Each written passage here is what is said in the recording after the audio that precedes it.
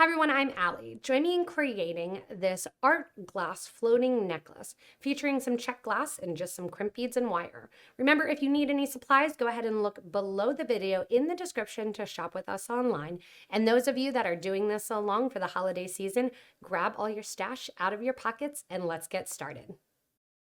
So the best thing about this art glass floating necklace is you can really use any beads. Even honestly, if you wanted to do multi-hole beads, you could totally do that and just let the second hole empty, or take another strand through it and have it be a little bit of a double strand floating necklace. For our project today, I'm using a collection of blues and turquoises, thinking a little bit summery and springy, and we are using 2x2 crimp beads. You can also use 1x1 or 2x1. Standard kind of is 2x2, so you usually have that on hand. I'm also going to be using a lobster clasp as well as a soldered or closed ring.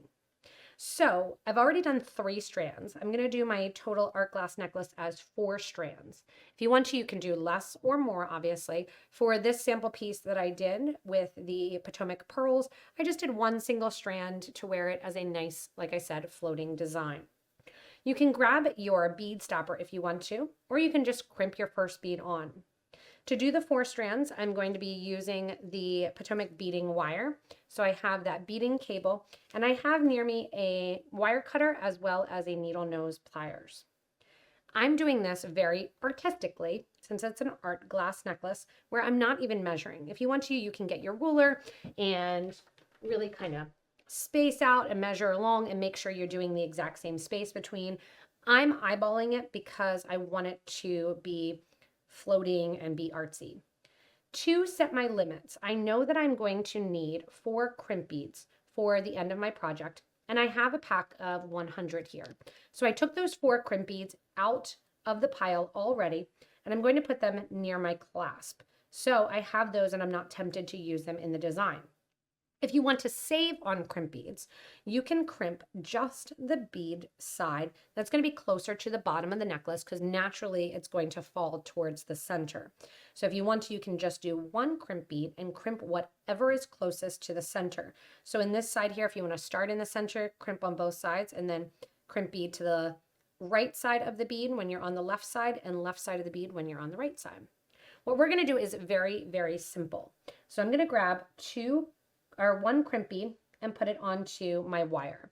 My wire is about 20 inches, and again, I have 4 pieces of those. After adding that 1 crimp bead, I'm going to pick one of my beads, and I'll go with one of my silver. And then I'm again going to pick up crimp beads. This time I'm going to pick up 2 crimp beads, 1 and 2. Then I'm going to pick up my next bead. You're going to continue this pattern the whole way along the piece and determine about how many beads you want. So each of my strands have about 11 or 12 beads on the strands already. And I'm just going to keep building and adding with 2 crimp beads in between each one of my beads. Once I have all of my beads on, then we're going to go through and crimp along the way, spacing out our beads.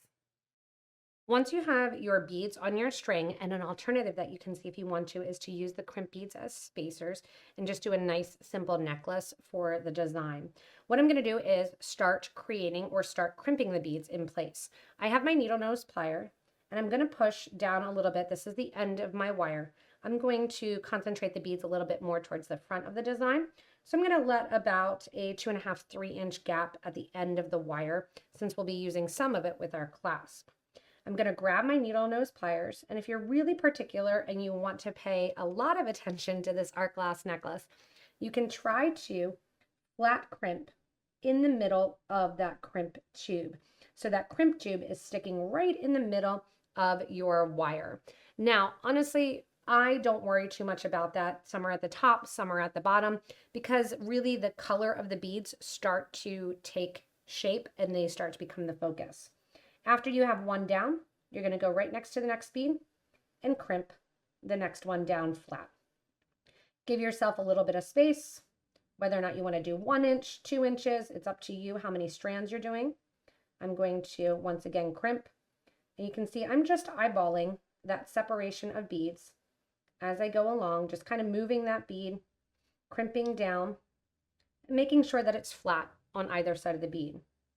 Once again, moving down. If you want to, you can grab your ruler, just give a nice flat crimp on either side of the bead. And if it's not super close to the bead, it doesn't need to be. I like my beads to spin around and to move.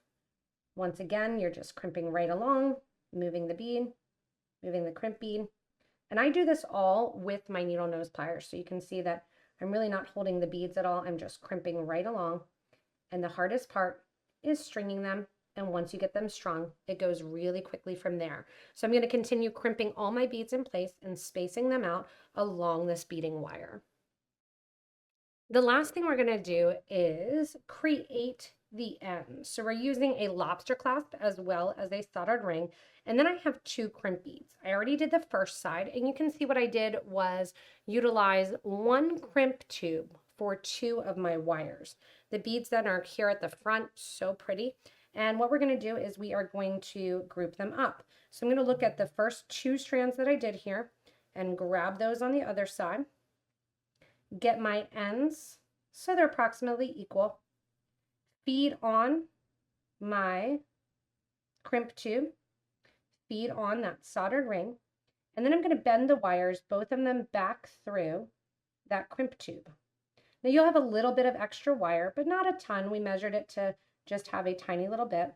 And once you get those wires through there, what you're going to do then is just crimp down and do a flat crimp. The flat crimp then is going to hold both of those wires in. And after that nice flat crimp, so just like you've been doing, but 2 wires coming out there, you're going to trim down the extra wire that's there at the end. If you want to, you can grab some crimp covers from your stash and use those as well. But if you crimp close, you don't need to worry about that. So 2 strands are now done, and I have those attached to the side. And I'm going to do the same thing with 2 strands on the opposite side. Going in, lining them up, putting on the crimp tube, holding that there, and just making sure as you do this and crimp this that it's about the same length. I want all my strands ending about the same length so you can see where your wire is.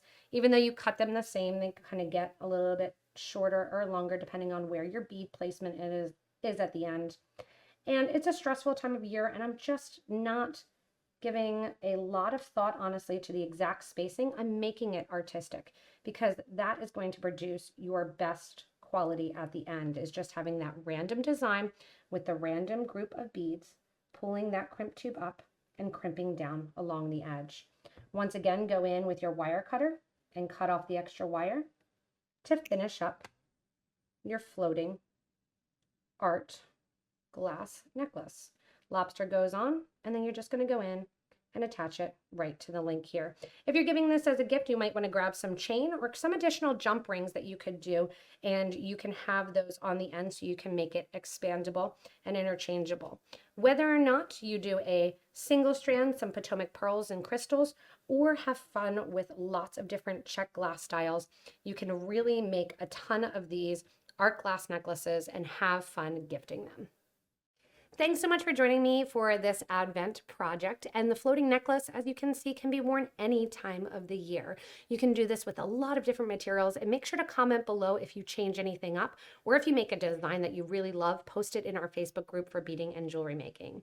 As always with these designs, make sure that you subscribe so you don't miss anything from us here at Potomac Beads, and check out the Advent calendar if you want to bead along.